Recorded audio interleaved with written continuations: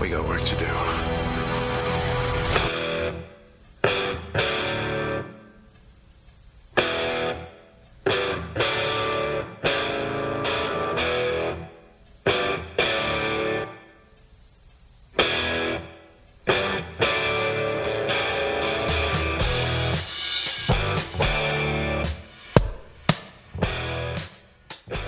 Welcome to Highway to Hell, a supernatural podcast. I'm Kristen.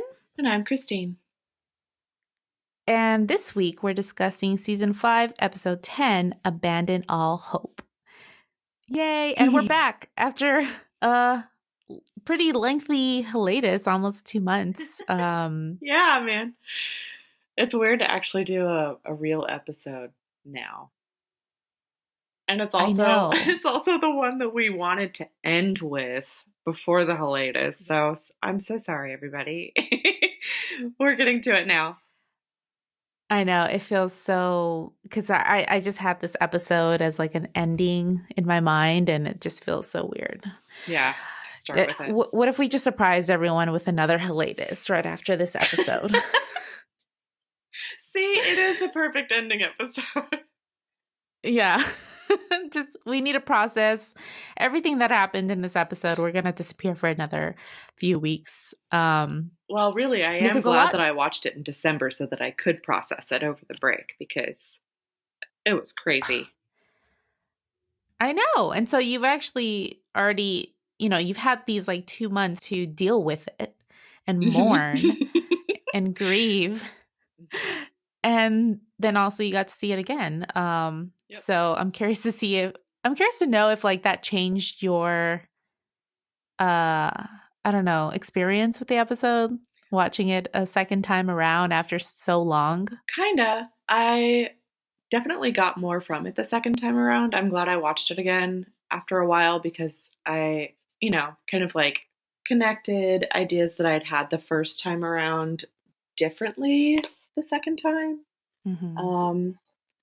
And there was just a lot kind of happening. So no, well, we're back. And before we get into the episode, and by the way, I mentioned the title of the episode. I forgot how to do all of this. The IMDb description of the episode is Sam and Dean track down the cult and go after Lucifer. That's a pretty succinct way to describe this episode. A lot more happens than that. Yeah, it's not wrong, but that's very basic. That's pretty much what happens. And this was directly after, in the last episode, when Becky, the #1 Supernatural fan, revealed to Sam and Dean that Bella had lied when she said she had sold the cult. It appears, or it turns out, she actually gave the cult to a demon named Crowley. And we just get his name at the end of last episode. We don't know who Crowley is. We've never met Crowley before. We've never even heard of him. The episode was directed by Phil Segrichia and written by Ben Edlund. So it's a really, really great team on this episode. It actually kind of reminded me of, was it the season 2 finale that was like super like jam-packed with plot? That was the one where they go, they have to go to like these different points in order to... Oh, yeah. That one was just get like all the... boom, boom, boom, boom. Yeah. To get all the pieces to open up the gates of hell or something like that, right? Yeah. So that one, though, felt like... Yeah, similar feel, but I think better done. Uh-huh. Yeah. Because that one was like, like, what is happening? Where did this, like, Indiana Jones adventure come from? This should have been really... I think we felt like at the time, this should have really been, like, a season-long thing. Oh, if we're going to go Da Vinci Code, we need to drag it out for a whole season, Exactly, yeah. But this one was just as fast-paced, but I think better done, just like you said, because it took more time in those scenes where we needed more time. And also, I think because it was a lot more action-packed, it wasn't just exposition heavy where we're explaining stuff. There was a lot of emotion and a lot of action, and we got to see our, Joe and Ellen back together again, fighting alongside the boys. And so it was just like, it was an exciting episode. Mm-hmm. Yeah, that's true.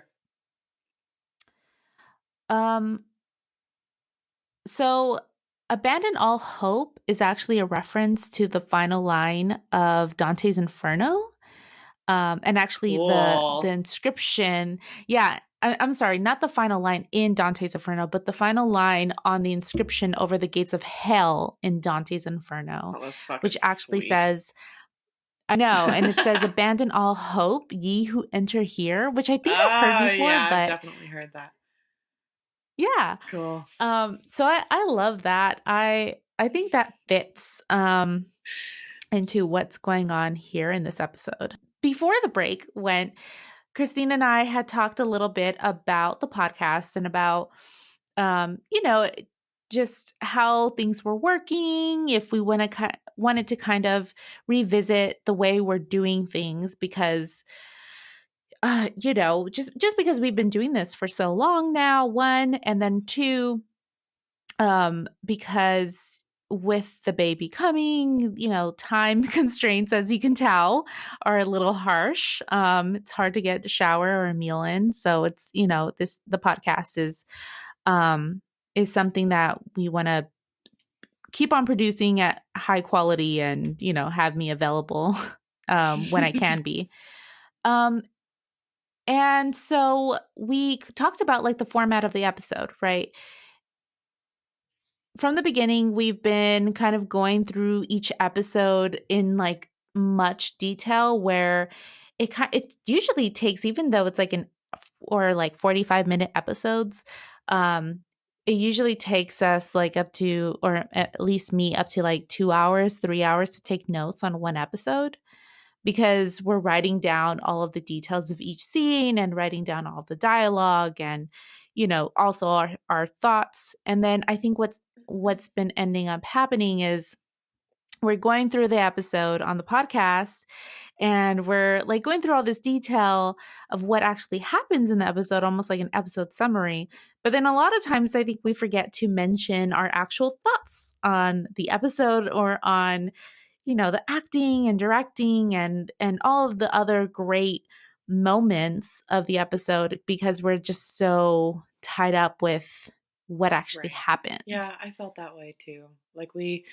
I was hoping to come up with a way for us to have more time to talk about the things that we really wanted to talk about, like delve more into our thoughts, maybe get a little more tangenty, but like just be able to have more discussion and less recap.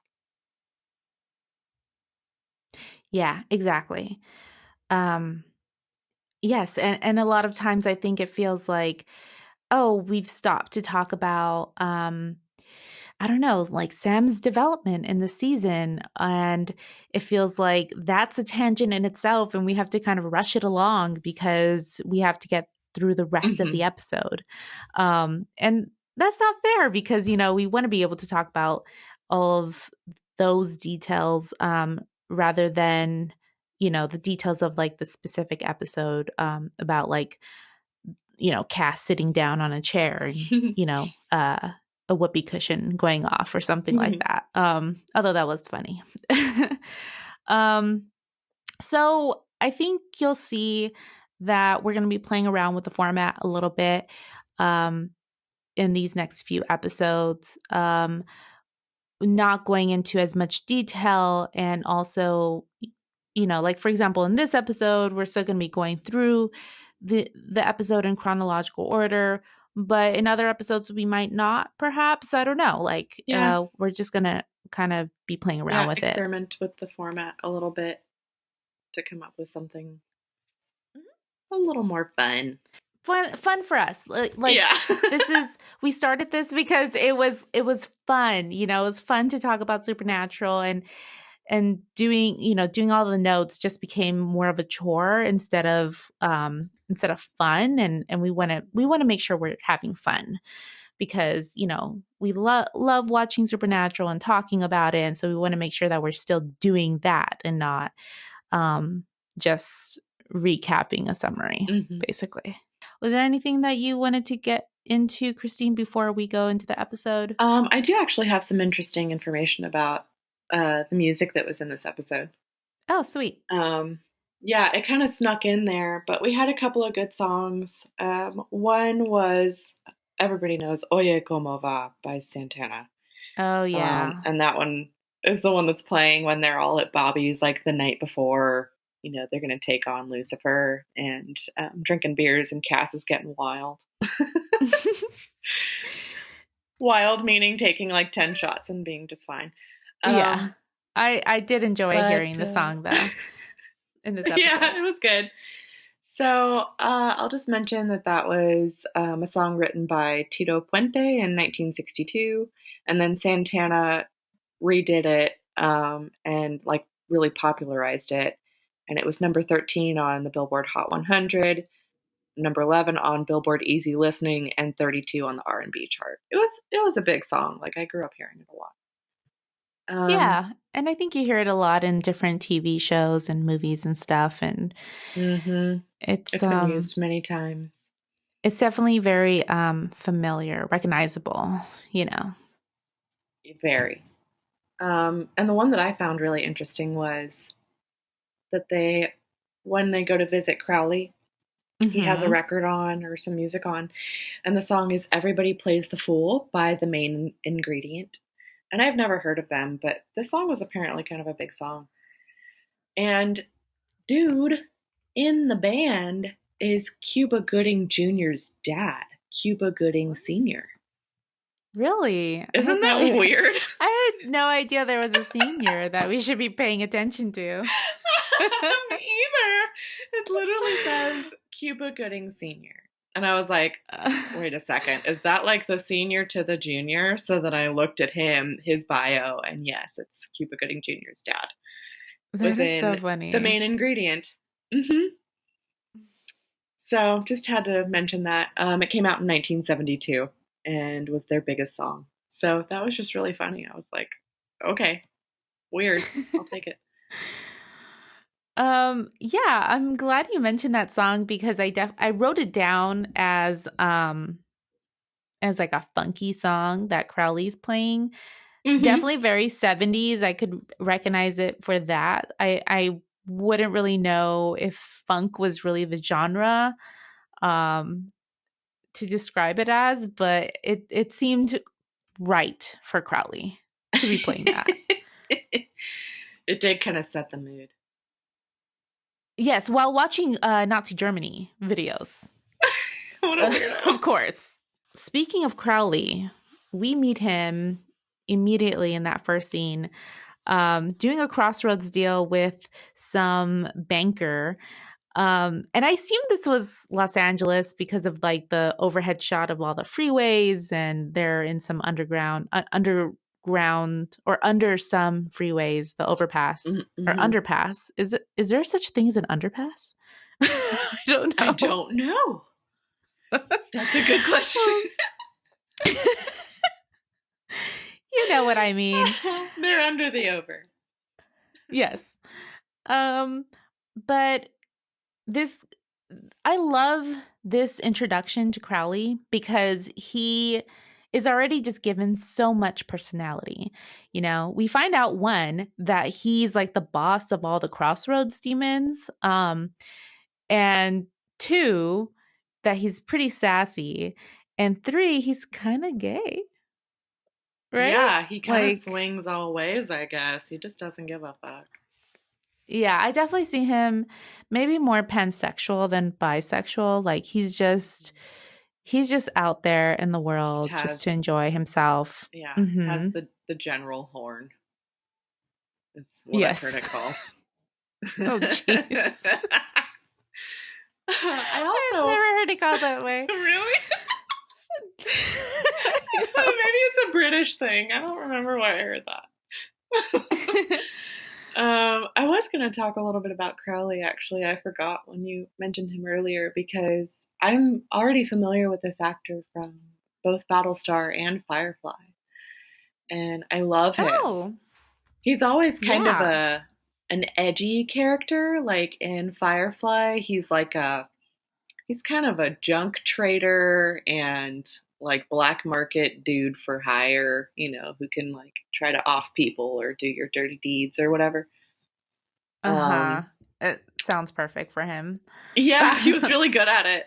And he's got this like really extreme accent, I think.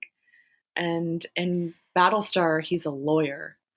Um, and he seems a little bit sleazy, so it also is Uh-huh. pretty perfect for him. I like him a lot. He's a good actor. That's awesome. Yeah. Yeah, I don't remember him from Firefly. I mean, I've only seen it once. I really need to rewatch it. I've been meaning, but they took it off Netflix, I think, Oh, boo. Yeah, I think they did. unfortunately. I think he's only in one episode, maybe two, but he's not in much. Oh, I think he's in one Um, episode and then in Serenity, the movie. oh, okay. Hmm. Yeah, I need to see this So good. again. Yeah, and his name is Mark Shepard, by the way. Yes. So of course, everyone, that has seen Supernatural is familiar with Mark Shepard, but he really is great. Yeah, like just hilarious. They give a lot of humor to him throughout the entire episode, and he doles out the humor just perfectly, like the Hmm. witty remarks, the sarcasm back to Dean later on. Um, and you kind of just like fall in love with him, I think, in the very first episode that we see him in. Yeah. He's You just know, very like natural and casual. Like he's just a really like casual actor. I don't know. Like it just comes to him easily, it seems like. yeah, yeah, definitely. Or, maybe it's just this role, like he just fits into it perfectly. But I do remember like the very first time I saw this episode, I think I was immediately charmed by him and wanting to see more of him in the series. And so he Mhm. really did a great job of that. Um, Oh, and he's apparently the son of W. Morgan Shepherd, who is an English actor and voice actor who appeared in over 100 films and television programs in a career that spanned over 50 years. So, I don't think I would be familiar with his father's work. He did appear in Doctor Who and Star Trek as well. Does it say But which that's Star Trek? uh Voyager. Okay. Okay. So in I 1999. know I've seen And him in only that one one. episode though. So He was yeah. probably an alien or a bad guy. as as Katai Oh, with a wow. Q. There you go. That sounds alienish. He's the alien of the Oh my week. gosh. That's how Star Trek functions. Mm. Monster of the week kind of Uh-huh. thing. Um So yeah, and that's Crowley. And actually, Supernatural Wiki had this really interesting fact about Crowley's name. It says it's possibly a reference to the character of the same name in Good Omens, the nice and accurate prophecies of Agnes Nutter, Witch by Neil Gaiman and Terry Pratchett. And it also could be a reference to the famed occultist, and this is probably maybe more likely Aleister Crowley, whose many works were an inspiration for the album Led Zeppelin 4. Yeah. I could see that. Yeah, I think that's probably more likely, right? That's gotta be it because they're just chock full of Zeppelin references anyway. Yeah. um, and that's pretty cool. An occultist. And oh God, I'm trying to remember. And guys, if you do remember, please write into us. Do we like learn that is Crowley his first name or is that his last name? Is his first name Alistair maybe? Maybe he is the famed occultist. I don't know. I don't recall, but let us know. That would be awesome. That would So, be awesome. in this first scene, right, we meet Crowley. He's doing this deal. He like gets this banker who has this homophobic banker to kiss him in order to clear his bankruptcy, problems. Um, And then all of a sudden, we get this like zoom in from that kiss to Cass, like 50 yards away. However, that's probably incorrect. But like a far away, hiding behind some column, who's like watching. And Yeah, he's we just see like that, creeping hardcore. yeah, and it's actually a really great directing shot. It's something that I don't think that they've ever really done before on Supernatural. It's just like it's very theatrical in a way. Um, and it actually reminded me of, I think, a shot in the movie The French Connection, which came out in 1971. It's one of those movies I think I had mentioned on the podcast that I'm actually uh, trying to go through all the movies on the AFI list. And Hmm. so this is one of them, and it's a cop movie, and there's this, shot of like the bad guy, he's eating in a restaurant, and then he's sitting next to a window, and we have him in the shot, and then all of a sudden it like zooms in through the window, and we see the cop who's like staking him out on the other side of the street, like eating a pizza or a hot dog or something like that, and just watching him. Nice. So it kind of reminded me of that. um but then we see that Cass is on the phone with Dean, and he's, describing to him that the deal is going down, as he says. But yeah, they found Crowley quick. Like Becky told them about Crowley, and we don't really get to learn how they found Crowley exactly. But I guess Cass knew where to look. So Cass is somehow able to actually follow Crowley through space and time. Because Crowley disappears, and then Cass is able to follow him to where he disappears to. I don't think that we've ever seen that before, right? I don't Isn't think that? so. That seemed different to me. Yeah, like a new kind of um ability for Cass to be able to do that. But he actually is able to locate his house, and then we see Sam and Dean actually trying to break into Crowley's house. Through this ingenious way, they actually get Joe's help, dress her up really pretty, and they even go through the trouble, or Joe goes through the trouble of actually curling her hair in Yeah, she's order like to, all dressed up. yeah, in like a formal dress and everything. And she manages to get the guards to open the gate for them, and then we get this another great shot of Sam ganking the demon. Um and they're able to make their way inside and get Crowley cornered in his office. But then the demons grab him, but surprise, Crowley shoots the demons dead with the Colt. So Yeah, he's actually what? kind of, yeah, it's like, wait, no, you're supposed to be the bad guy. Hmm. Also, those demons were Um super gross with Joe. oh yeah. It was like extra Um creepy. they were pretty like rapey. Like Yeah.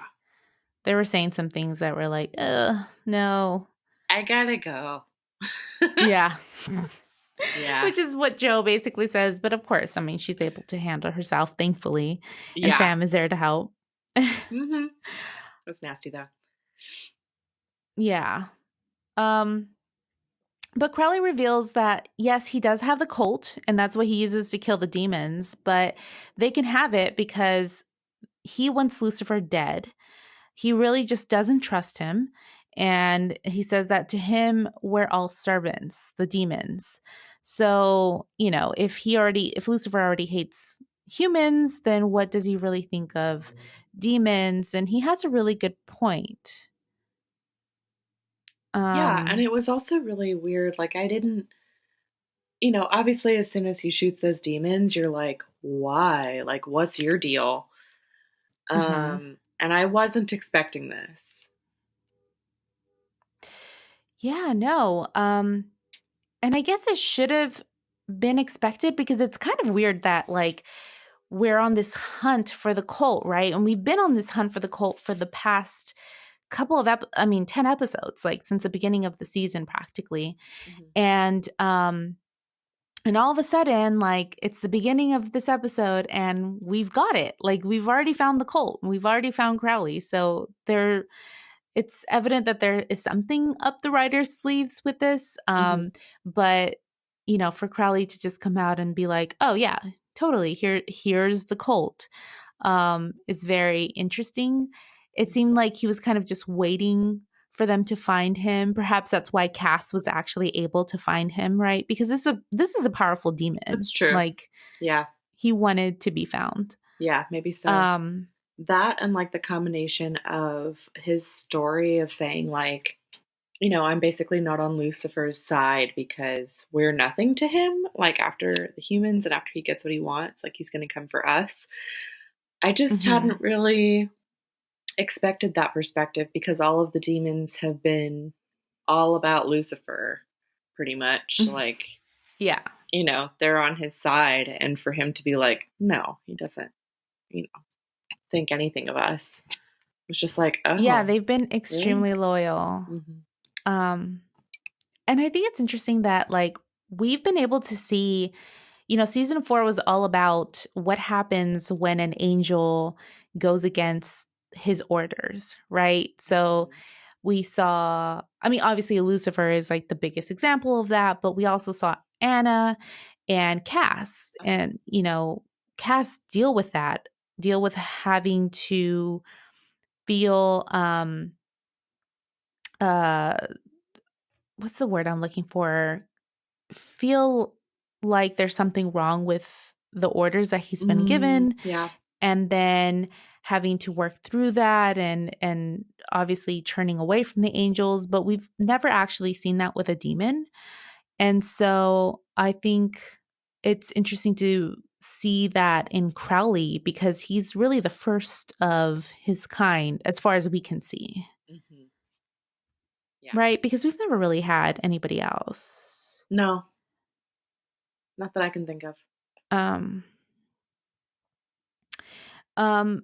of course, Sam and Dean don't trust him though, because of, they haven't seen that before. Um, wait. And I need to stop myself because I just thought of something really dumb because we did kind of see that with Ruby, right?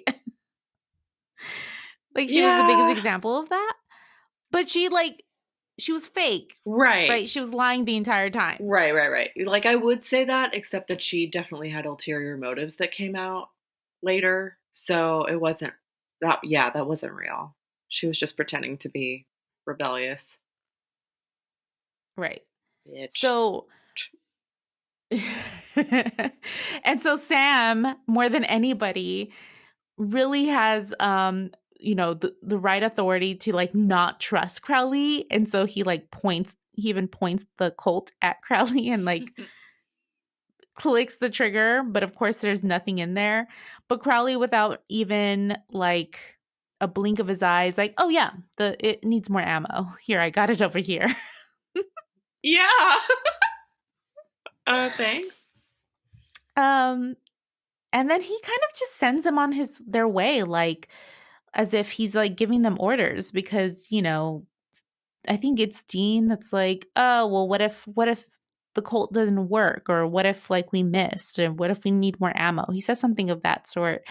And Crowley just yells at him like, well, how about you don't miss, morons? And they're like, oh, okay, great. We'll be on our way now.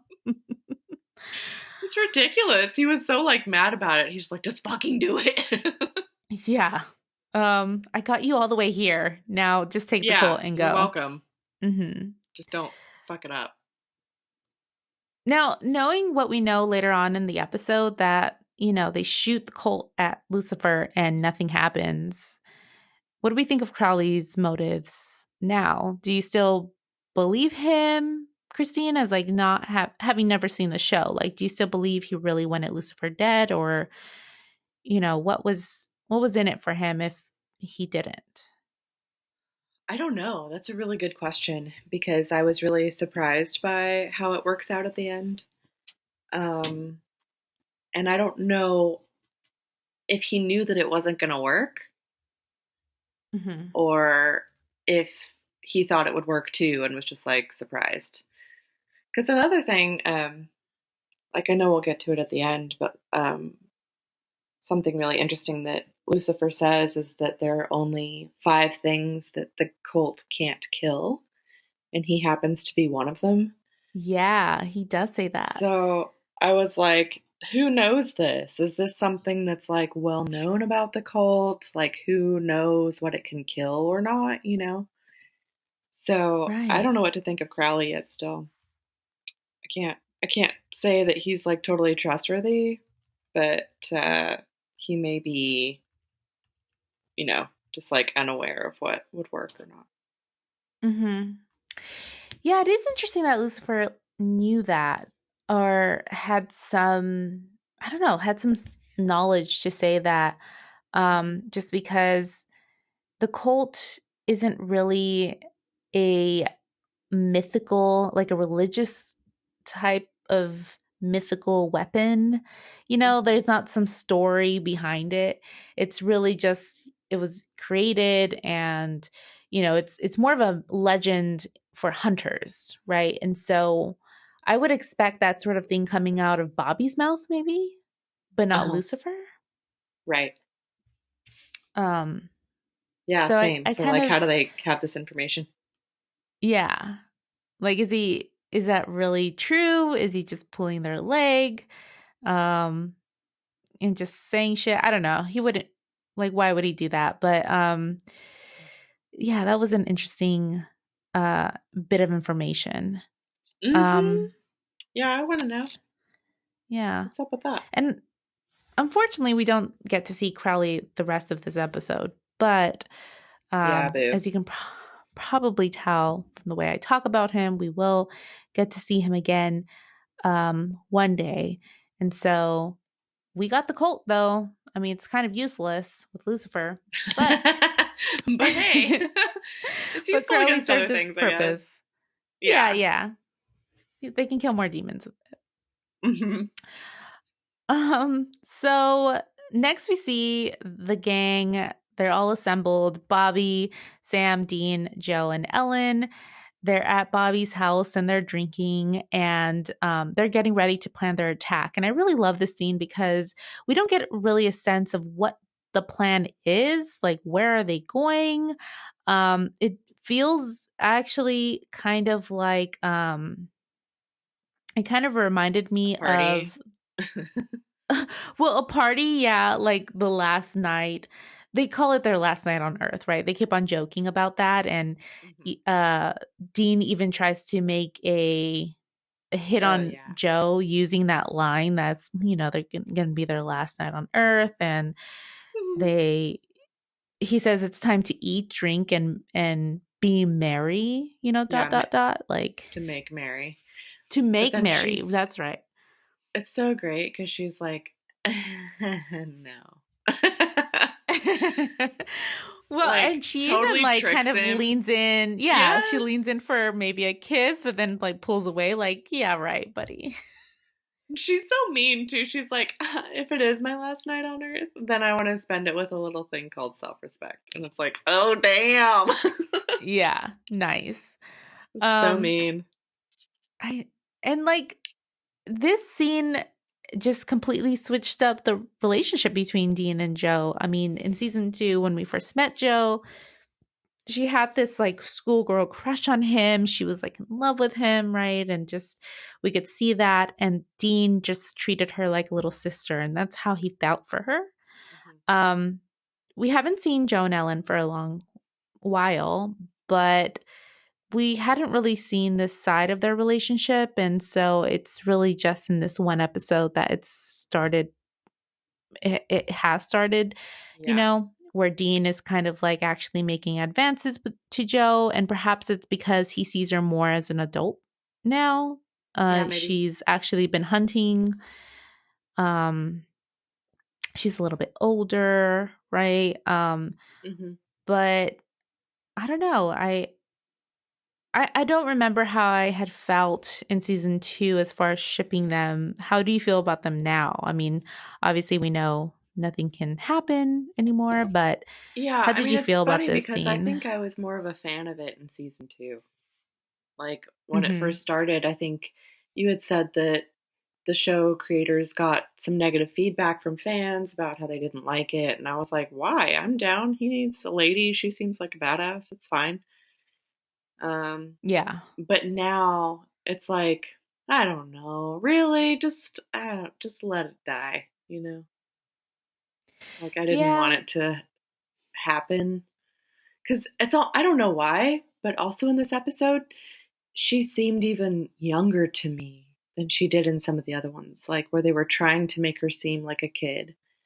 And in this one, it was Oh, like she just interesting. seemed, yeah, I don't know why. Like, she just seemed even more like a child. And it was like, ugh, I don't know. I'm not feeling it. Hmm. But that was just me. Yeah. I don't know. Maybe I can kind of see what you're saying. I think she was definitely very different. Like I felt like in the other episodes we've seen her in, even in, season 4, or it was at the no, it was at the beginning of this episode or this season, right? Where we saw them. She definitely seemed like she was very spunky, right? She always had Mm, an attitude. She always wanted to fight, and in this episode she was very right. calm and very collected. Hmm. Um I don't know. Yeah, but I also guess seemed like more innocent to me in some way. hmm, I don't yeah. know. Or naive, maybe. I don't know. Maybe. It was weird. I just couldn't help like each scene where they like closed in on her face. I just felt like she was 12 years old. Yeah. Maybe it's cuz she looks so young. She Yeah, really is like that could be it. just such a young face. But and then Dean right next to her like trying to kiss up Mac on her and stuff. Yeah, I was like, okay, you're a grown ass dude. She seems Yeah. like a teenager. I don't know. Yeah. She definitely seems still like a teenager for sure. And maybe it's Um more of that. Like he just seems older and like he's progressed so much more and she still just seems like a kid or something and the two of them together it's like I don't know. I can't. I'm not as into it I now as I was before. Yeah, I kind of see it. Maybe that's the reason why. Because even in season 2, he still looked. Not that Jensen looks old. Like No. let's get that straight. He looks great. Mhm. He just looks older. He looks like a man. He looks like he needs to um, be with me, someone who is over 30. Let's get this yes, straight. He is now in my window of men age. he needs he needs a woman. Okay, he doesn't need a young lady. He Right. needs an independent. No, I'm just kidding. But He yeah, I think that's what it is because he definitely looked younger in season 2, Mhm. and so it it looked right, like they were the same age, and so it wasn't as creepy. It was more just like, "Oh, this douchey asshole Yeah. always hitting on women," Uh-huh. kind of deal, but, like, now it's just like, "Oh, yeah, he's older," you know? It's completely different. Yeah. I think that Um feels right. That's probably where it seems kind of funny to me. I guess I didn't really mind it so much. I felt like it was a way for the writers to send off Joe with everything that she had always wanted. Mhm. She had wanted to be a useful hunter and to really make a difference and help save the world. And I mean, I have a lot of mixed feelings about the fact that Joe and Ellen die, Mm. which is what happens at the end of this Yeah. episode. Spoiler. Um, if we haven't mentioned it, yeah. A common criticism of Supernatural that like the women are always sacrificing themselves for these men. Interesting. We saw that with Mary. Now we're seeing that with Joe and Ellen. Yeah. Like, why are all these women dying? Why can't we just see these like strong warrior women and have them, live and continue on the show? Right. So I totally get that, and I it hurts me. And I also kind of feel like they really wanted to like raise the stakes and show that this Lucifer business, I mean, it's killing people that we care about. I don't really, I don't know. I don't really see that as like outweighing the fact that now we've lost two strong women on the show too much. Yeah, I think I agree with that. Also because of the way that they did it. It felt like they really did them justice, and um, it wasn't rushed. It didn't seem sloppy. It was for a good reason. You know, they died a hero's death. Um, so I don't know. It could have been a lot worse, I think. Yeah. I think I have a lot of things to say about their death scene. I actually kind of really love it. And so I think that's why my conflicting feelings like jump back and forth. um but yeah, so we also find out that Dean has been researching all of these omens have been appearing in Carthage, Missouri, not Carthage like the ancient city of Or Carthage. Carthage, Texas. But There's a Carthage here. oh, is there a Carthage, Yep. Texas? How funny. And that 6 people have gone missing from the town in addition to the omens. So that's obviously where they need to head to find Lucifer. And so we see them arrive there, and it's a complete ghost town. Like they said 6 people have gone missing. I don't know if the town is only full of 6 people, but everybody's gone. Like there's nobody there. And that's the town. That's just those 6 people. The end. It's kind of like House of Wax. Like it's just a grocery store and a gas station and a church. That's it. And so we see nothing first, but Cass says that the town is full. It's not full of people, but it's full of reapers. And so we see the shot from his eyes, and there's literally just like these pale, creepy looking reapers just standing, staring. Creepy. It's very still. I love a good like creepy starer. Very. Yeah. It's very creepy. And I'm so glad that like the rest of the gang couldn't see it because they would have been freaked out. And we get this really awesome shot. I'm just gonna keep on like just praising Phil Segricia in this episode because we see Cass looking up at a window and he sees a Reaper on the second floor rather. And then we get a shot of Cass inside of that second floor window, and he's looking down at himself where he was standing on the street. And it's just like this very Matrix moment. And he then turns and he's like transported himself up into that area. And it's very cool. But he follows something into that room, and he ends up in some like basement, like locked in a holy ring of fire where Lucifer has captured him. So it's not good that he that's like a big oops. Yeah. Don't ever follow something. Like, haven't you seen any horror movies, Cass? Like have you not learned? Yeah. Haven't you seen House of Wax? God damn it. Like for real though. Yeah, you don't follow things. Sam's death or whatever. Oh, yes. Yeah, that's literally one where he just goes off on his own. Come on. He goes off on his own, and because if you guys have not seen the movie or seen us, our reaction video up on our Patreon where we watched the movie, he literally goes into this house and like follows things and touches everything that's not his. He's just messing. Yes, he's doing all the wrong things, messing with stuff that you're not supposed to touch. It's like no wonder he's just asking for it. Yeah. So Cass is trapped, and Lucifer is just there to talk to him, though. He just trapped him to talk to him. He tells him, we get this reminder that Nick can't contain Lucifer as a vessel, which is why he really needs Sam, the true vessel, right? And he's like looking all gross. His like skin is falling apart. It's He just, crazy. That effect is yeah. really interesting. It looks like he's like it's like he's overheating from the inside and his skin is Yeah. peeling or something.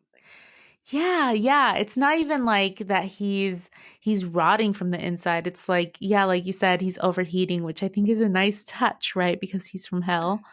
Yeah, Um, it and totally so we comes see that across like that. Lucifer, yeah. And we see that Lucifer is trying to manipulate Cass into working for him. So he says that after Lucifer is dead, that Cass is going to be public enemy number one for the angels since he also abandoned them. And so, he's just trying to get him to go on his side, that trying to convince him that, hey, they have the same needs basically that need to be met.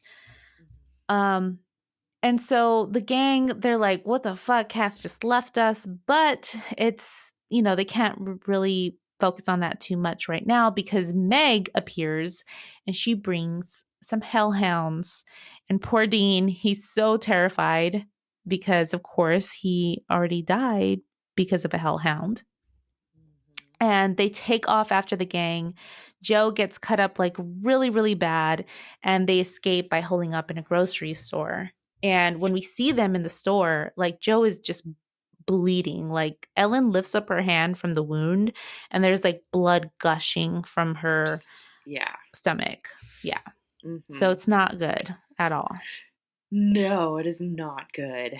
And I always love the hellhound effect because they have to like get creative with how they have them interact with all the characters because they're invisible.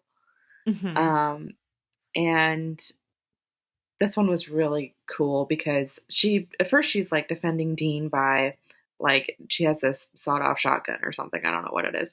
But she's just like shooting these invisible hellhounds and you can there's like splatter that happens and you hear squealing and then I think um they run into stuff also that's like out in the yes, town. It's like, it's like great. running into Yeah. a trash can and shit like that. Uh huh. And then when she gets cut, um like one of them gets her and like scratches her all down like her abdomen, like her side, and it's a crazy effect and it's so gross. Yeah. Ugh. It's And it's pretty so it cool already though. didn't look good. You could just tell Yeah. it wasn't going to be good. No. Mm-mm. Not good for Joe. Um, and while they're tending to her wound, Dean is on the phone with Bobby. He basically tells him like, "Hey, Joe got injured, and it doesn't look good." Like he's basically telling Bobby over the phone, and he kind of has to take a moment. It was really sweet, but he has to take a moment Yeah, because he doesn't want to say like she's not going to make it, she basically. right. Yeah, he just can't get it out. But Bobby has been doing some more research, and he believes, um, he says that it sounds like the amount of Reapers that are there points to the fact that death is there. And as in the death, like Big Daddy Reaper, he says, um, and that Lucifer is probably there to work a ritual. And so he read that in the Holy Bible, and I noticed that there was a sticky note on the Bible on the page that Bobby was turned to that said the seventh seal.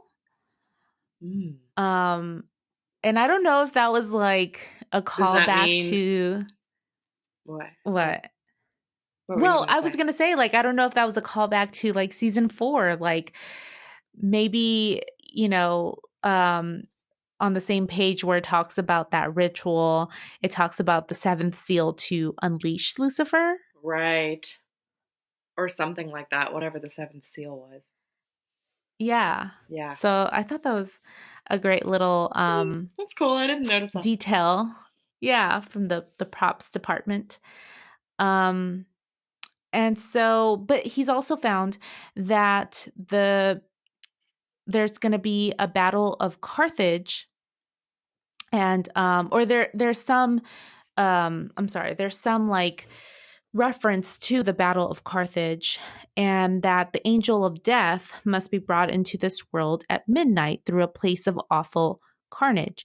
And so, what he finds is that one such place in Carthage happens to be this farm where a brutal battle was fought, called the Battle of Hellhole during the Civil War. And so, that's how they kind of put it together. Mm-hmm. These were a lot of details that I felt like were hard for me, at least, to string together, as far as like, oh, this is why Lucifer has to be in this town and in this spot to do this ritual at this time, mm-hmm. to bring forth death.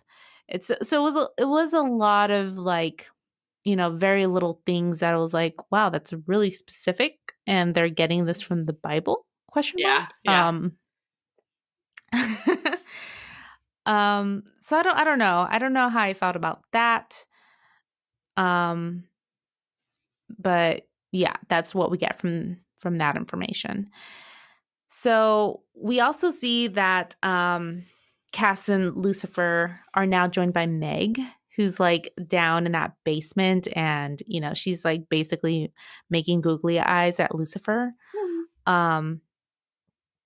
And working for him now. So she's like gotten a promotion, because before she was like Bellatrix. Yeah, she totally is.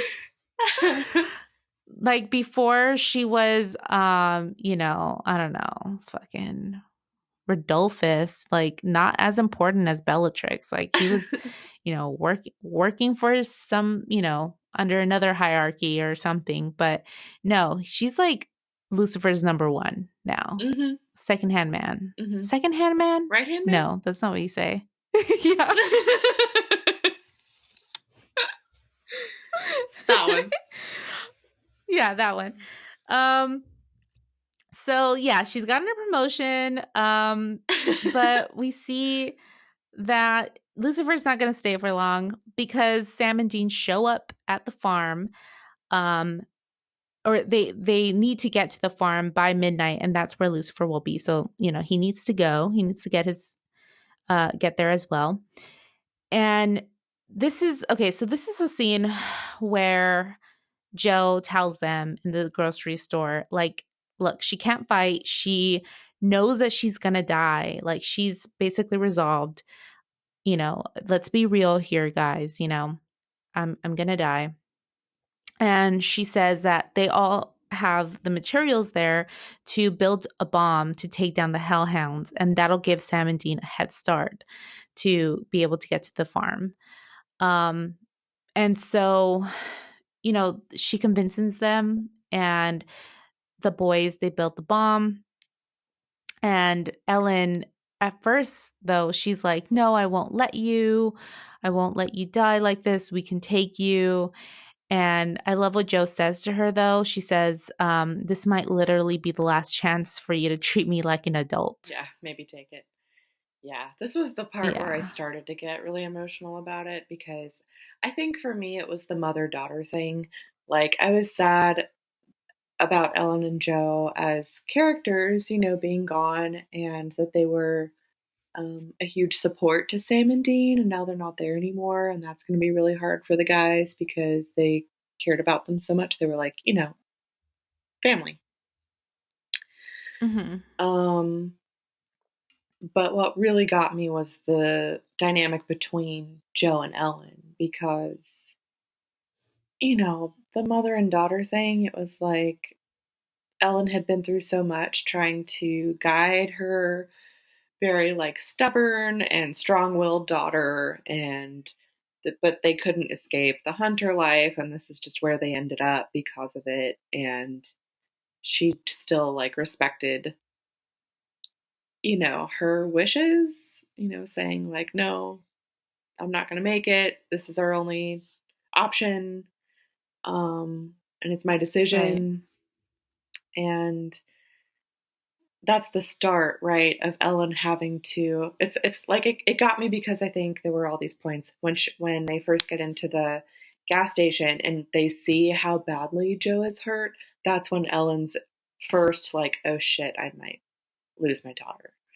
And then there's this other point where she's like, no, I'm not going to make it. We have to make a plan around that because I can't move and I'm going to die Yeah. anyway. And so that's the second part where she has to accept even more like, okay, this is her decision and it's really not. We have to be realistic, you know. So she has to now take it in again. And then the part that you're going to talk about next, but it's just like each step to like accepting that her daughter is going to die. And that's so hard. It's just Mm-hmm. really, really sad. Yeah. And it's, I don't know, it got me. Yeah. I think, more than anything else, and I don't think it's surprising, but the next part where, they actually die together, is even more, Emotional. that's really where I start Yeah. crying. Oh, way Yeah, more. because I mean, the fact that Ellen, even though, yes, she's allowing Joe to make this decision as an adult, right? And as a hunter, um, even though she's allowing her to make that decision, she's still her little girl, and she would rather die with her than live on without her. And we don't get that, she doesn't say all of that, but I think we get that from um just her Mm-hmm. actions. The fact that she decides, even though she's fine, she's alive, she decides to sacrifice herself alongside Joe and be, in the convenience store. I keep on saying grocery store, but I meant convenience store. Um, when the bomb goes off, it just shows like, okay, she's still, even though she's allowing Joe that authority in this last moment of her life, she's still gonna be her Right. mother It doesn't mean like she can't take away. and help Yeah. She her. can't take that away from her. Yeah. And I think Right. this is getting super deep, but and maybe, it's open for interpretation, but to me, I think the hardest type of unexpected death of a loved one to deal with would be a parent having to deal with the death of a child. And Yeah. because it just seems wrong, right? Like the person who's supposed to basically replace you on Earth and live longer than Mm-hmm. you are, they're gone before you, and it just is unnatural and unexpected, and it's just horrible. So um, Yeah. I think, to me, that was like Ellen saying, like, I'm not going to do it. I can't do that. Yeah. Um, and right before, and I skipped over it, before that happens, though, Dean sets Joe up with the detonator and he says goodbye and he actually kisses her. And first, it's interesting because he kisses her on the forehead, which is very, reminiscent of his feelings for her as like a little sister, I think, in season 2 Yeah. and season 3. Um, but then it's like he takes a moment and then he actually kisses her on the lips. And it's a very romantic and very sweet kiss. And, he, is saying goodbye to her and saying goodbye to her in both ways, as like a little sister and also as a romantic um Interest. Yeah. relationship. Maybe little sister is a little bit weird Yeah. I guess I to just see it as say, like but like protective. that really is. Yeah, yeah, just, I don't know, almost like a mentor, to his progeny or whatever, but yeah, I really love that moment. I know that, the relationship dynamic between them was very confusing throughout the seasons, but I just love their goodbye and that it pays tribute to both sides of that relationship. Whatever, you as a Supernatural fan may feel about Dean and Joe and their relationship, it works for both audiences, I think. Yeah, thank you for saying that. I mean, I'm glad that you brought it up that way because I really wasn't feeling the more romantic kiss. I think because of what I was talking about earlier, it just, I don't know, I wasn't seeing them together at this point. But Mm-hmm. I can appreciate that. And there was that interest between them. There was no denying that. So, yeah, it acknowledges that. And I can live with it. Um, and so, of course, after Dean has set up Joe, he said goodbye. Ellen has told Joe and the gang, like, I'm going to stay here with Joe. I'm going to die with her. She takes a hold of the detonator. and and she actually tells Dean when they're about to leave, uh, kick it in the ass, which I think I had mentioned in a previous episode that I forgot. Oh, I think it was Ellen who said this to Dean also, or one of them back to each other in the first episode of the season or second. But it was actually a saying that Kim Manners used to say on set, kick it in the ass. And so it's again just another tribute to him. But it's also just a That's great, sweet. yeah, and it's a great last line for Ellen. Hmm. She's spunky as usual. Um, but I, again, coming back to like how we feel about these two women sacrificing themselves for Sam and Dean. However, like conflicted I feel, I love this death scene for them. If we're gonna have them die, I love it this way because it really is just so badass. It's not somebody killing them. It's not taking any I don't know, any authority away from them. They're making this decision, and they're choosing to die, and also you know like kamikazing themselves in order to have Sam and Dean win or save the world. So I think that works for me a little bit more than like maybe if they would have been murdered or something like that. Um Yeah. It's the same for me. I said a hero's death, but I feel like it is um yeah, a sacrifice for Sam and Dean, but also a sacrifice for the world, right? Like they definitely played their part in um making progress and like helping humanity survive and all of that. yes, yeah.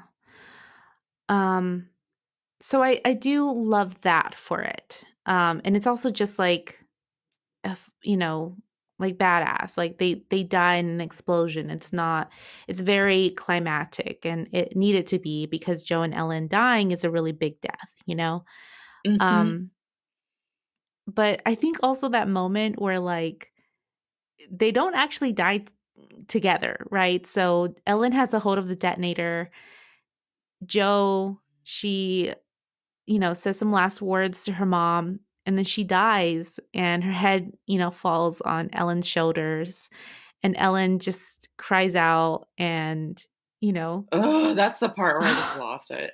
yeah, it's Because so she heartbreaking. had to see her die Yes. before. Ugh. Yeah, And then she's exactly. trying to keep it together because she still has to I'm going to cry right now. She still has to hit the detonator. And she's, just trying to convince herself. She's like, it's okay. It's okay. Like, we're going to get through this. Man, Mhm. I really can't take it. And I'm Because sorry, you're just trying to, like, you know, um, tell yourself whatever you need to get through it. yeah, yeah. What were you going to say? And well, and I was just gonna say, like, I had messed up because her actual last line is, "You can go straight back to hell, you ugly bitch." Yeah. So, I mean, Good last words. good Ooh, last and that was a cool words. effect, too, because the hellhound came up to her and, like sniffed and like blew her hair against her face. Like you could Mhm. just it was almost like you could feel like a dog's hot breath on your face, just Oh, like just yeah. creepy. Yeah. Um So, I mean, and then, and then the entire place blows up and it's a success because all the hellhounds die and Sam and Dean are able to get away. And it's interesting because right before we started recording, I was double checking to see if they had cried.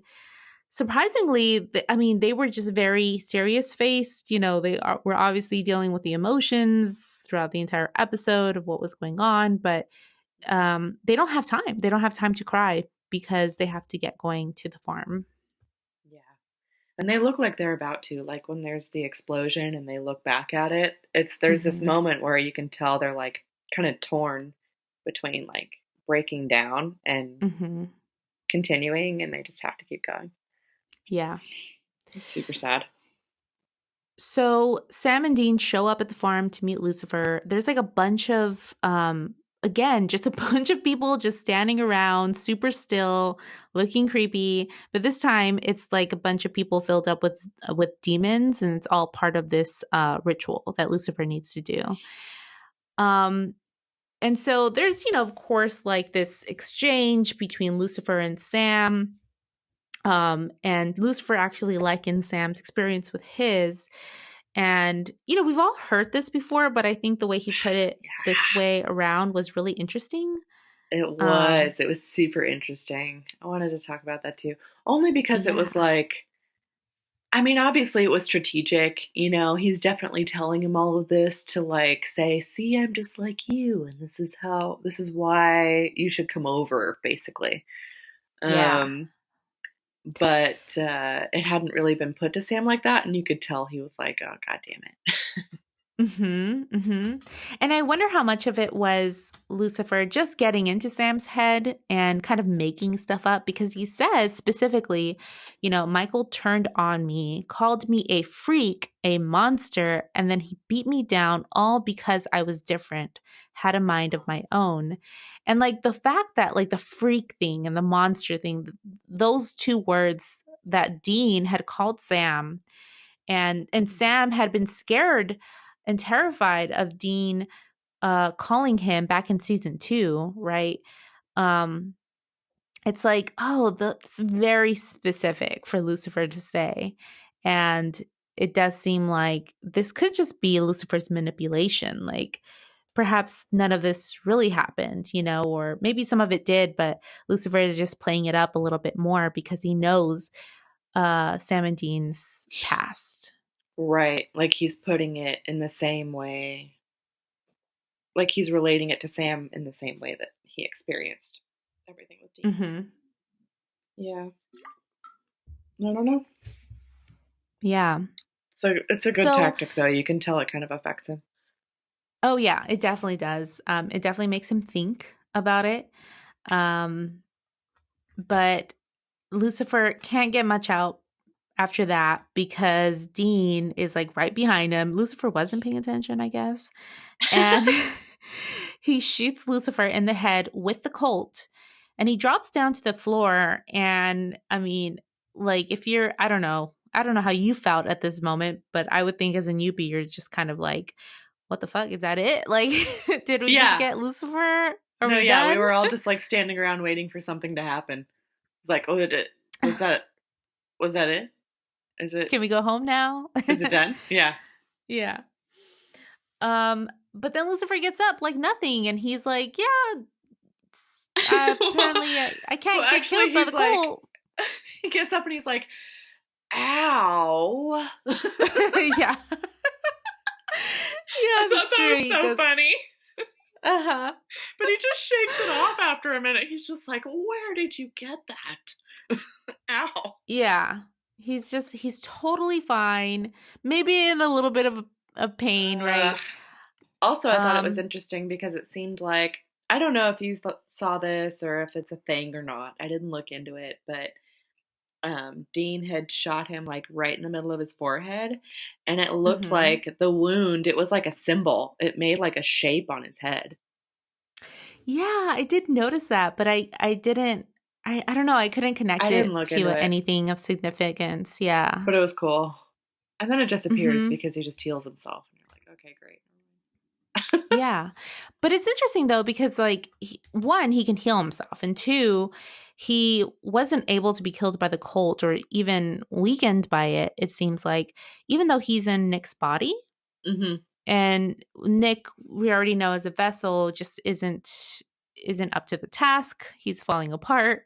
Mm-hmm. And so I just thought that was interesting that like he's still able to survive the cult, or not be affected by it, even though he's not in his quote unquote true vessel. Yeah, that is interesting. Um,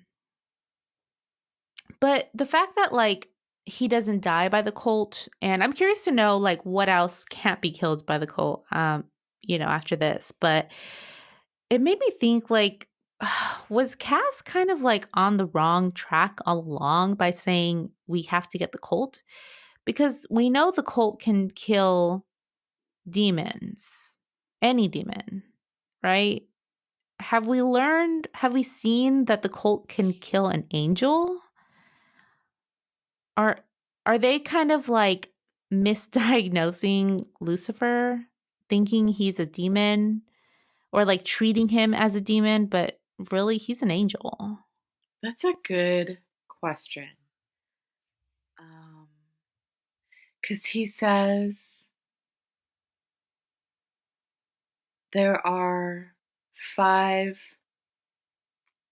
What does he say? Like that, he doesn't say like there are five people or anything. He says like things or creatures. So I think he's referring, yeah, to like maybe Yeah. the type of thing that he is. Yeah, yeah. Um Interesting. I don't know. That's a good question. I was kind of starting to feel like, okay, great. We just went off on this whole other thing that isn't going to pan out. Like they thought it was going to work and it didn't. So now what? mhm. Um, but maybe that's why they were like misdiagnosing him. Yeah. Um I don't think we've seen and I'm it kill an surprised they angel. no, we haven't. We haven't, or even, seen that it could possibly Mhm. kill him. But yeah, he says something like there are only 5 beings in creation that the cult can't kill. And he happens to be one of them. He happens to be one of them. So I don't know if it is angels Mm. or if it's just like Lucifer as like, But then how is he the different? devil. Because he is an angel technically, right? Yeah, I So don't like what know. is it about him that makes him different from just angels? Hmm. Um, I don't know. Yeah. I Okay. guess we'll hopefully we'll find out more.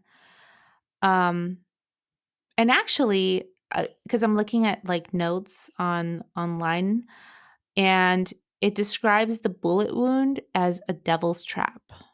Oh. So, after this, Lucifer carries on with the ritual. They're like chanting, all of like those creepy demons are chanting. And then once they do, and once they're done, they die. And we see that they were filled with demons because we see that little like orange glowy light come on inside of them. And so we next see Cass and Meg. They're still down in that basement. Cass is trying to explain to Meg that once Lucifer walks, he'll destroy all of the demons, so she's really not safe. And he actually manages to get Meg into the ring of fire with him by like using his powers to knock over a pipe that's attached to the wall, and that knocks her into the ring of fire, Mhm. and he like grabs her. And he goes to kill her, like, so he puts his hand on top of her head, but he can't. And she like notes that. She says, "Oh, like can't kill demons, huh?" And that was interesting because we've seen him kill demons before, Yeah. right? Yeah, didn't she say something like, I don't know, you're cut off from the source so you don't have any juice or something? Yeah. I don't. And I think we have noted that he, because like he's abandoned heaven, he doesn't have the same powers that he had before, Mhm. so he can't do certain things. Like he can travel, but he can't for example, like heal or something, right? That's why Bobby gets really upset at him because he can't heal him. Yeah. He can't do certain things, so now he can't even kill demons anymore. Like, what are Mm-hmm. you good for, Cass? I'm just What kidding. can you do? He does a lot. He does a lot for us. Um, and then I don't know if it's just me, but was there like some kind of like sexual tension between Cass and Meg? Were they about to kiss? I don't Yeah, there was know. totally something weird there. But it also reminded me like what you were the way you brought it up just now. It's like, oh, but we know that that's maybe like her character, right? Like she uses sex or her Mm-hmm. sexuality against people and it doesn't really matter who. You're right. Maybe that's what it was. But he throws her into the fire, and that allows the ring of fire to be broken, and he manages to get out. But when he appears at the farm, Lucifer has already finished the ritual, and we just see him kind of standing there, and I think he said I forgot what he exactly he says, but he's kind of like, oh yeah, he says like, oh, hello, death.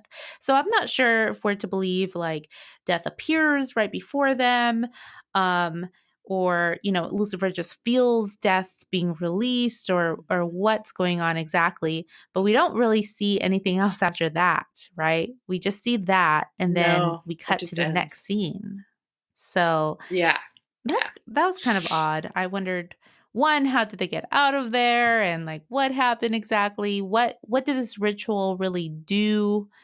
Um Yeah, I it was was confused about that too because it definitely feels like now death is there somehow. Like so wouldn't it have just become like a bigger shit show? But then the next scene they're all back at Bobby's. mhm.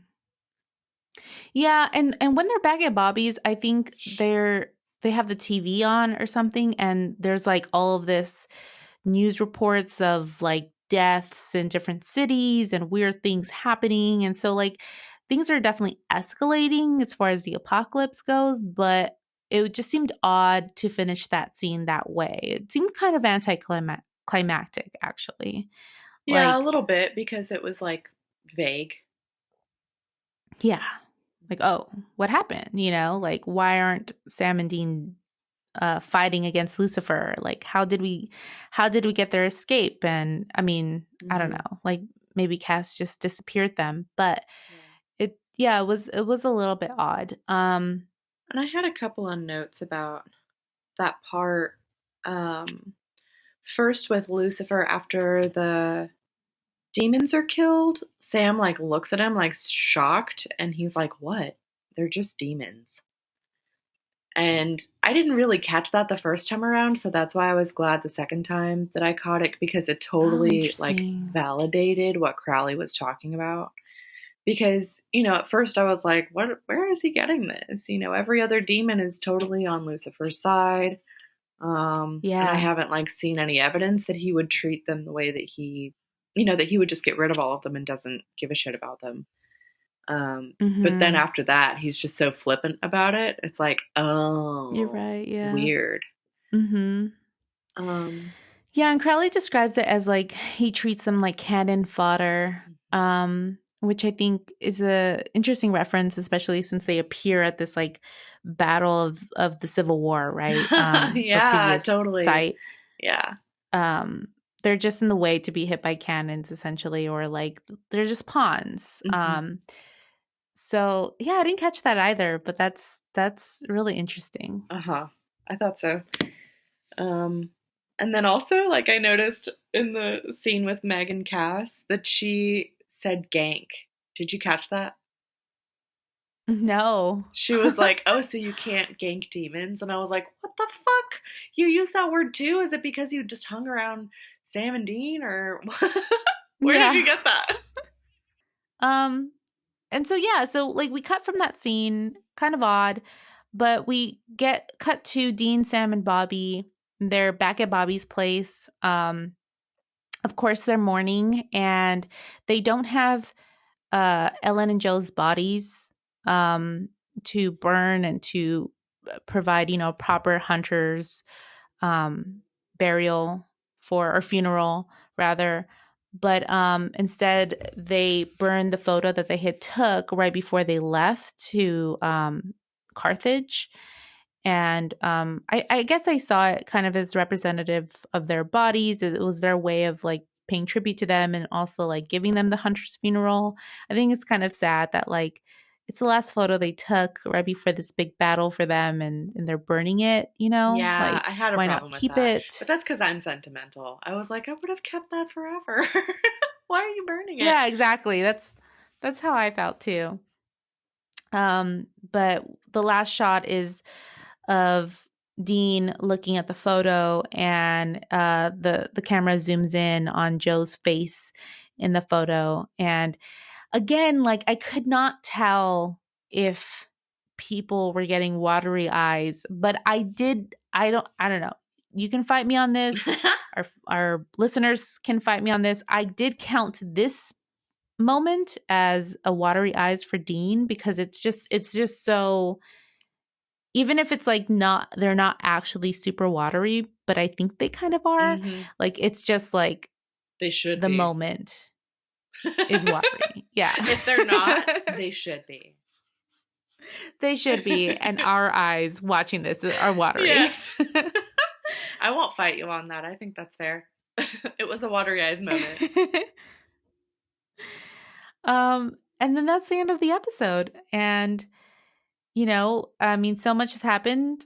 It's a 10th episode of season 5, and Joe and Ellen have died. They've got the cult, but the cult doesn't work on Lucifer. Like a lot of shit happened. Yeah. We weren't lying at the start of talking about this. But like, what does it mean? What does it mean that death has been unleashed? They do describe him as one of the 4 horsemen. We've already seen one of them, right? Mhm. And he was pretty lame, but hopefully death is Yeah. way cooler. Why does Lucifer need to do this? I think we know it's part of the apocalypse, but it just seemed, I don't know. At first I was confused. I was like, why is he doing this to get into Sam's body? But I forgot, like, oh, he's trying to unleash the apocalypse. That's right. I do, as far as plot goes, it is a little bit confusing because, there's this ritual and like, what does it really mean? Um, And it just seems odd now that we're like talking about it in detail. Like what was the point of that ritual? We don't get to see it, and that's hard for us as an Mhm. audience to really like Mhm. connect with, Yeah. okay, there's more danger in the world now. Right. Yeah, it was a little bit of a letdown. Hmm. But I do really love the episode too. Um, and it's funny, I feel like I'm always going to remember it, but not for what happens at the end, right? It's all the stuff in the middle. It's the Joe and Ellen parts that were really impactful and done really well. Hmm. Yeah. Um, so, yeah, I don't know. What are you thinking for ranking? Um I I kind of see it in the top 5, but like Wow. just in the top 5, like gravitating around um like number 5. I was kind of thinking above it, but it could be below it. But I think it's because I love this episode for the directing, for the acting. Like we get to see some really great Jensen moments, some amazing and I'm so sorry, I'm forgetting Joe's name. And Oh, I don't Ellen's remember.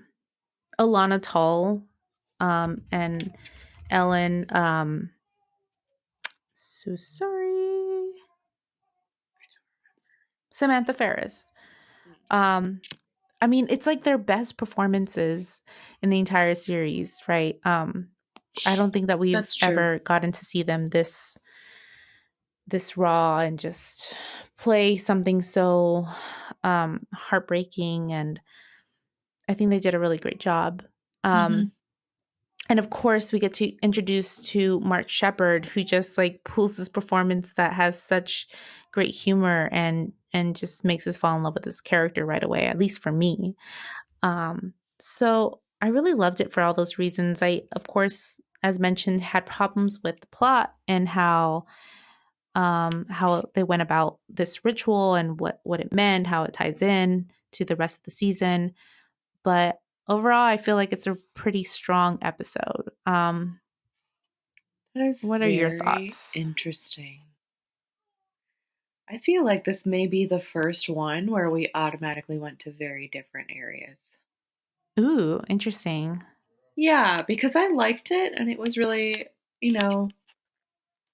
big for me in some ways, but I Mm-hmm. didn't like it as much overall as a lot of the ones that we have toward the top. Hmm. So, like, I was looking at like Sympathy for the Devil, and I think I liked, like, for some reason that one got me a little more in some ways, just overall. And that's like way down in 20. That's so interesting that you said there, because as soon as you said that, like that you looked at different areas, I immediately went down to there. To Sympathy for the And the Devil. reason, Maybe because of well, Nick. not sympathy for the devil, Oh, but as Ju and Bello. uh-huh. Because if you remember, like I loved Ju and Bello, and It's really I good. immediately went to the top for Ju and Bello because I loved it so much. But Mhm. I think during our discussion of it, I think you had like differing feelings about the overallness of it, Uh-huh. Uh-huh. and it ended up in a different place, like after some consensus. Yeah. But both of I think Ju and Bello, it reminds me of this episode in some ways. Just it's action packed and just the way they go about everything. It's very quick. It's like it's both of them start in the middle of action of like what stuff Mm-hmm. happening Mm-hmm. um and I may be wrong, but I want to say it was directed. Yeah, it was directed by Phil Segricia, That's and the one funny. right above it, Night Shifter, was directed by Phil Segricia as well. That's funny. Um, yeah. Yeah, I don't So know. that's so funny. I guess just because I don't know. I don't know that I'll be able to point to anything concrete about why it wasn't high up for me, even though it was emotional for me. Maybe because the actual plot part of it, like, the part with Lucifer and stuff like that, it didn't really click for me. Like, I didn't really know. Like you said, it was a little confusing as far as where they were going and also what effect it had. Like, they went through all of Mm-hmm. that and he did the ritual, but like, what did that accomplish exactly? Right. Yeah. And what's worse is like, yeah, we talked about like Joe and Ellen sacrificing themselves and this and that, but like, And now it it feels like turns it's, out that they, yeah, yeah, go ahead. It's in no, vain. yeah, it was all for nothing. Dare we say it? Yeah, because the cult can't even kill Lucifer. And of course they didn't know that, but Right. I don't know. It's just That's a hard pill to swallow. It mhm. didn't need to happen. Um, I don't know. Maybe we could meet somewhere in the middle. um Or something. I could also be convinced to put it higher up. I think that was, now that I'm thinking about it, I feel like that was the part that's like holding me back from putting it really high up is just that, the rest of it was not. I don't know, it didn't hit the spot for me. yeah, I guess I get that. But it was I super solid. do. I appreciate the directing and the performances that we got and the way that those like sensitive scenes were handled. Um, that's a hard thing to get right. I mean, no, yeah, and I feel like if I'm thinking about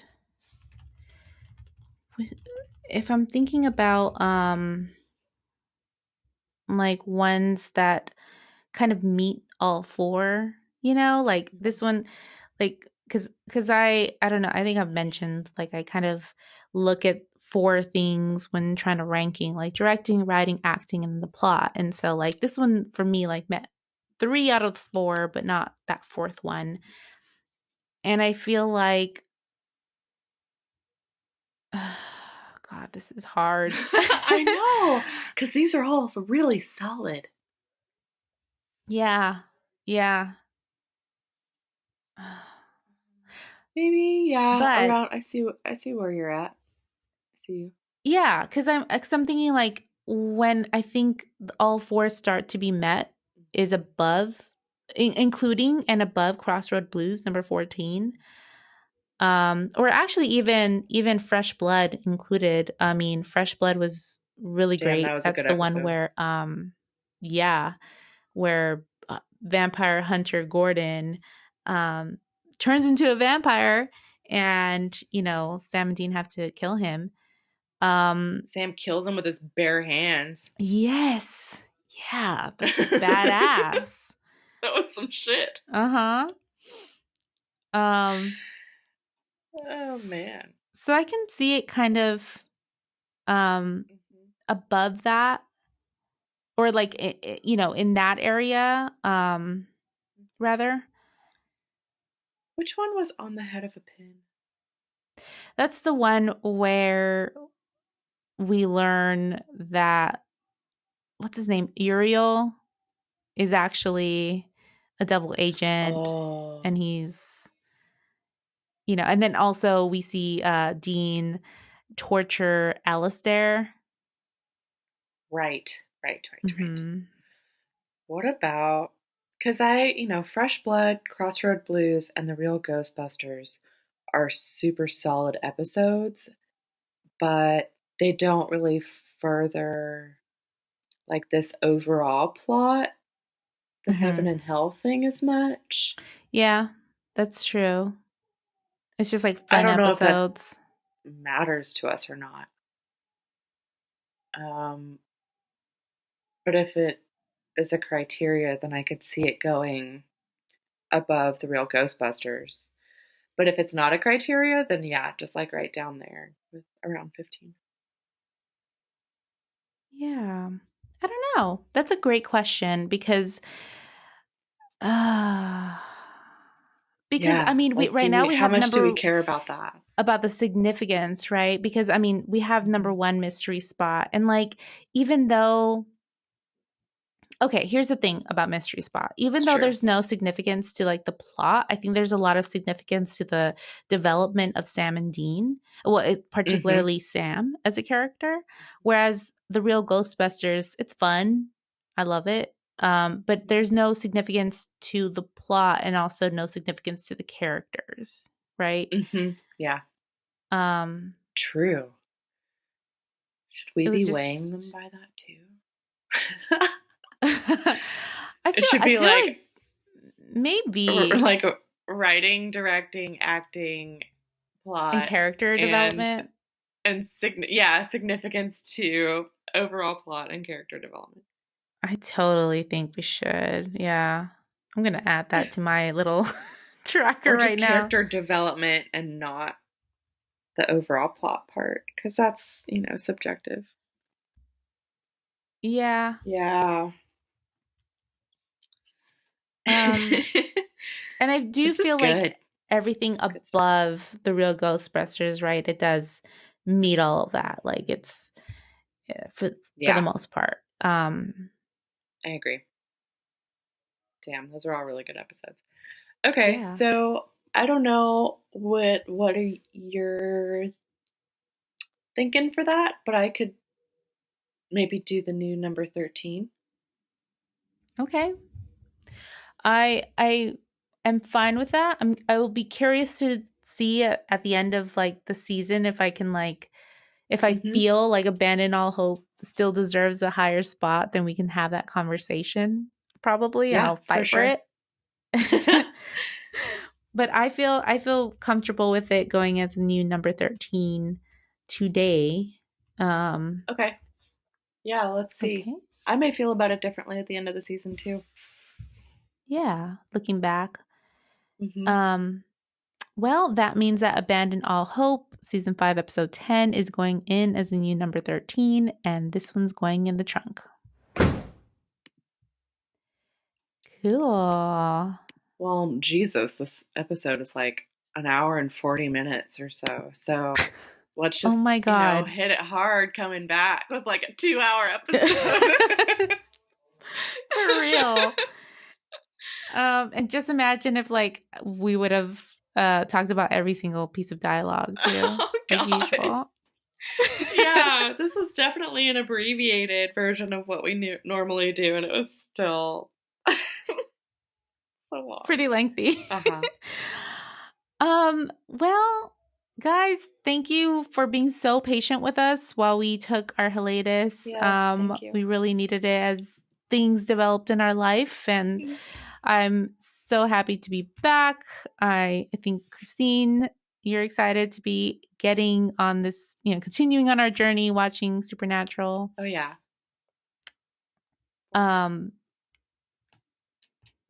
I am looking forward to the rest of season 5.